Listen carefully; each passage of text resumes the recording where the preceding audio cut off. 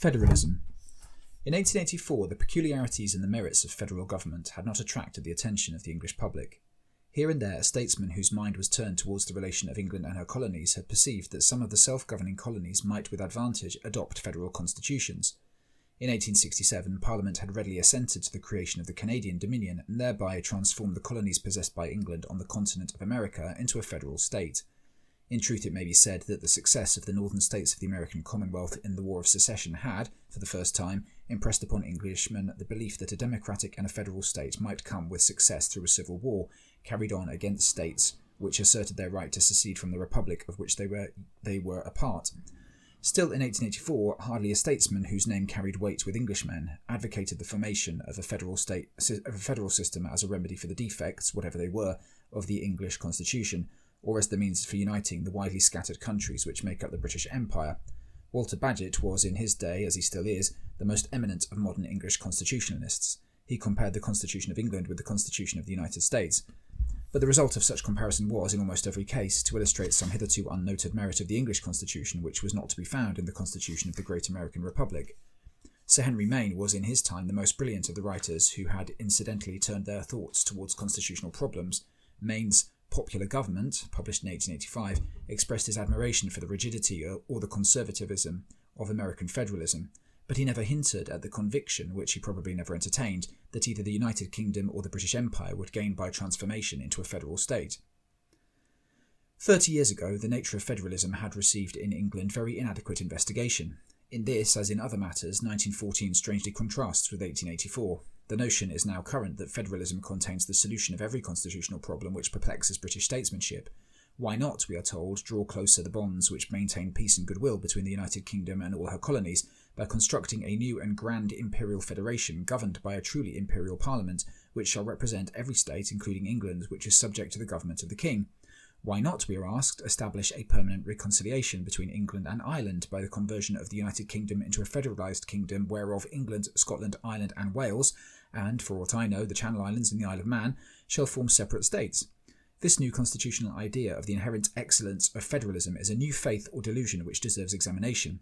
My purpose, therefore, is to consider two different matters, namely, first, the general characteristics of federalism, secondly, the bearing of these characteristics on the proposal popularly known as imperial federalism for including England and the 5 self-governing colonies in a federal constitution, and also the proposal, popularly known as Home Rule all round, for federalising the United Kingdom. Leading characteristics of federal government. Federalism is a natural constitution for a body of states which desire union and do not desire unity. Take as countries which exhibit this state of feeling the United States, the English federated colonies, the Swiss Confederation, and the German Empire, and contrast with the special condition of opinion the deliberate rejection by all Italian patriots of federalism, which in the case of Italy presented many apparent advantages, and the failure of union between Sweden and Norway to produce any desire for unity or even for a continued political connection, though these Scandinavian lands differ little from each other in race, in religion, in language, or in their common interest to maintain their independence against neighbouring and powerful countries. The physical contiguity, further, of countries which are to form a confederated state is certainly a favourable and possibly a necessary condition for the success of federal government. The success of federal government is greatly favoured by, if it does not absolutely require, approximate equality in the wealth, in the population, and in the historical position of the different countries which make up a confederation. The reason for this is pretty obvious. The idea which lies at the bottom of federalism is that each of the separate states should have approximately equal political rights and should thereby be able to maintain the limited independence, if the term may be used, meant to be secured by the terms of federal union. Hence the provision contained in the Constitution of the United States under which 2 senators and no more are given to each state, though one be as populous, as large and as wealthy as is New York, and another be as small in area and contain as few citizens as Rhode Island. Bagehot, indeed, points out that the equal power in the Senate of a small state and of a large state is from some points of view an evil. It is, however, an arrangement obviously congenial to federal sentiment. If one state of a federation greatly exceed in its numbers and its resources the power of each of the other states, and still more if such dominant partner, to use a current expression, greatly exceed the whole of their other confederated states in population and in wealth, the confederacy will be threatened with 2 dangers. The dominant partner may exercise an authority almost inconsistent with federal equality, but, on the other hand, the other states, if they should possess under the Constitution rights equal to the rights or the political power left to the dominant partner, may easily combine to increase unduly the burdens, in the way of taxation or otherwise, imposed upon the one most powerful state. Federalism, when successful, has generally been a stage towards unitary government. In other words, federalism tends to pass into nationalism. This has certainly been the result of the two most successful of federal experiments. The United States, at any rate as they now exist, have been well described as a nation concealed under the form of a federation. The same expression might with considerable truth be applied to Switzerland. Never was there a country in which it seemed more difficult to produce national unity. The Swiss cantons are divided by difference of race, by difference of language, by difference of religion. These distinctions, till nearly the middle of the 19th century, produced a kind of disunion among the Swiss people which in 1914 seems almost incredible. They forbade the existence of a common coinage. They allowed any one canton to protect the financial interest of its citizens against competition by the inhabitants of every other canton. In 1847, the Sonderbund threatened to destroy the very idea of Swiss unity, Swiss nationality, and Swiss independence. Patriots had indeed for generations perceived that the Federal Union of Switzerland afforded the one possible guarantee for the continued existence of their country, but attempt after attempt to secure the unity of Switzerland had ended in failure. The victory of the Swiss Federalists in the Sonderbund War gave new life to Switzerland. This was the one indubitable success directly due to the movements of 1847 to 48. It is indeed happy that the victory of the federal armies took place before the fall of the French monarchy, and that the revolution of February, combined with other movements which distracted Europe, left the Swiss free to manage their own affairs in their own way. Swiss patriotism and moderation met with their reward. Switzerland became master of her own fate. Each step in the subsequent progress of the new federal state has been a step along the path leading from confederate union to national unity. A federal constitution is, as compared with a unitary constitution, a weak form of government. Few were the thinkers who in 1884 would have denied the truth of this proposition. In 1914, language is constantly used which implies that a federal government is in itself superior to a unitary constitution, such as that of France or of England. Yet the comparative weakness of federalism is no accident. A true federal government is based on the division of powers. It means the constant effort of statesmanship to balance one state of the confederacy against another. No one can rate more highly than myself the success with which a complicated system is worked by the members of the Swiss Council, or, to use expressions familiar to Englishmen, by the Swiss Cabinet. Yet, everywhere throughout Swiss arrangements you may observe the desire to keep up a sort of balance of advantages between different states. The members of the Council are 7 in number. Each member must, of necessity, belong to a different canton. The Federal Parliament meets at Bern. The Federal Court sits at Lausanne in the canton of Vaud. The Federal University is allotted to a third canton, namely Zurich. Now, rules or practices of this kind must inevitably restrict the power of bringing into a Swiss cabinet all the best political talent to be found in Switzerland. Such a system applied to an English or to a French cabinet would be found almost unworkable. Federalism, again, would mean, in any country where English ideas prevail, the predominance of legalism, or in other words, a general willingness to yield to the authority of the law courts. Nothing is more remarkable, and in the eyes of any impartial critic more praiseworthy, than the reverence paid on the whole by American opinion to the Supreme Court of the United States. Nor must one forget that the respect paid to the opinion of their own judges, even when deciding questions on which political feeling runs high, is, on the whole, characteristic of the citizens of each particular state. The Supreme Court, e.g. of Massachusetts, may be called upon to determine in effect whether a law passed by the legislature of Massachusetts is or is not constitutional, and the decision of the court will certainly meet with obedience. Now, what is necessary to insist upon is that this legalism which fosters and supports the rule of law is not equally displayed in every country. No French court has ever definitely pronounced a law passed by the French legislature invalid, nor, it is said, has any Belgian court ever pronounced invalid a law passed by the Belgian Parliament. Whether English electors are now strongly disposed to confide to the decision of judges questions which excite strong political feeling is doubtful. Yet, and this is no insignificant matter, under every federal system there must almost of necessity exist some body of persons who can decide whether the terms of the federal compact have been observed. But if this power be placed in the hands of the executive, the law will, it may be feared, be made subservient to the will of any political party which is for the moment supreme.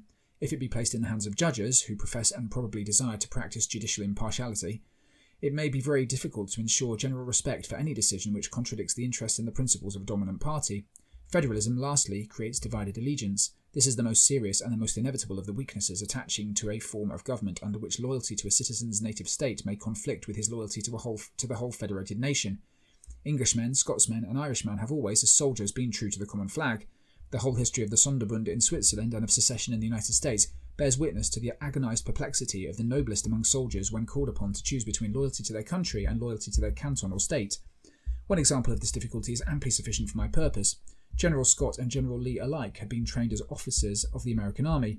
Each was a Virginian. Each of them was determined from the outbreak of the Civil War to follow the dictates of his own conscience.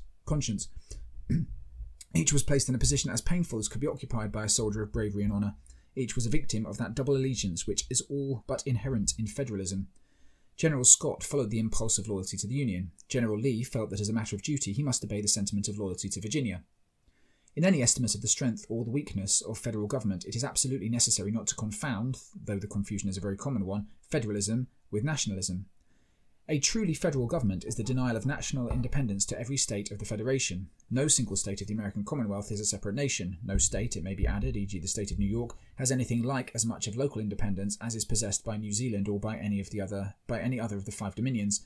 There is of course a sense, and a very real sense, in which national tradition and national feeling may be cultivated in a state which forms part of a confederacy. The French inhabitants of Quebec are Frenchmen to the core, but their loyalty to the British Empire is certain. One indisputable source of their imperial loyalty is that the breakup of the empire might, as things now stand, result to Canada in union with the United States, but Frenchmen would with more difficulty maintain their French character if Quebec became a state of the Union and ceased to be a province of the Dominion. In truth, national character, in one sense of that term, has less necessary connection than Englishmen generally suppose with political arrangements. It would be simple folly to assert that Sir Walter Scott did not share the sentiment of Scottish nationalism, yet the influence of Scott's genius throughout Europe was favoured by, and in a sense was the fruit of, the union with England. But the aspiration and the effort towards actual national independence is at least as inconsistent with the conditions of a federal as with the conditions of a unitary government. Anyone will see that this is so who considers how patent would have been the folly of the attempt to establish a confederacy which should have left Italy a state of the Austrian Empire. Nor does historical experience countenance the idea that federalism, which may certainly be a step towards closer national unity, can be used as a method for gradually bringing political unity to an end. The characteristics of federal government in relation to imperial federalism. Many Englishmen of today advocate the building up of some grand federal constitution which would include the United Kingdom, or to use popular language, England, and at any rate the 5 dominions. This splendid vision of the advantages to be obtained by increased unity of action between England and her self-governing colonies is suggested by obvious and important facts. The wisdom of every step which may increase the reciprocal goodwill, strong as it now is, of England and her dominions is proved by the success of each imperial conference. It is perfectly plain already, and will become every day plainer both to Englishmen and to the inhabitants of the British Empire outside England, that the existence of the Empire ought to secure both England and her colonies against even the possibility of attack by any foreign power. It today in reality secures the maintenance of internal peace and order in every country inhabited by British subjects. It is further most desirable, it may probably become in no long time an absolute necessity, that every country throughout the Empire should contribute in due measure to the cost of imperial defence. To this it should be added that the material advantages accruing to millions of British subjects from the imperial power of England may more and more tend to produce that growth of loyalty and goodwill towards the Empire which in 1914 is a characteristic and splendid feature both of England and of her colonies. Any man may feel pride in an imperial patriotism grounded on the legitimate belief that the Empire built up by England furthers the prosperity and the happiness of the whole body of British subjects. But when every admission which the most ardent of imperialists can ask for is made of the benefits conferred in every quarter of the world upon the inhabitants of different countries by the existence of England's imperial power, it is quite possible for a calm observer to doubt whether the so-called federalisation of the British Empire is an object which ought to be aimed at by the statesmen either of England or of the Dominions. The objections to the creed of federalism, insofar as it means the building up of a federal constitution for the Empire, or rather for England and her dominions, may be summed up in the statement that this belief in a newfangled federalism is at bottom a delusion, and a delusion perilous not only to England but to the whole British Empire.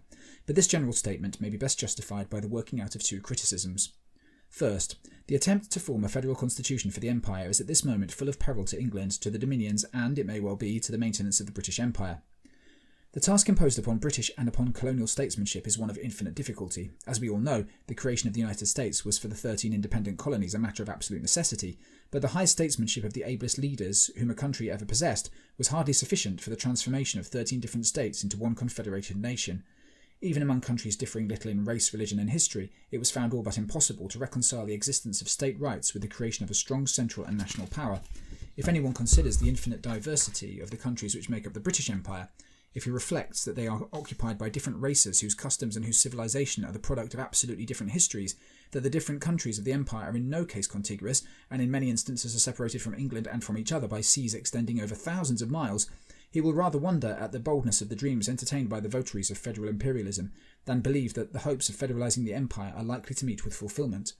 I shall be reminded, however, and with truth, that imperial federalism, as planned by even its most sanguine advocates, means something very different from the attempt to frame a constitution of which the United Kingdom, the Dominions, the Crown Colonies, and British India shall constitute different states.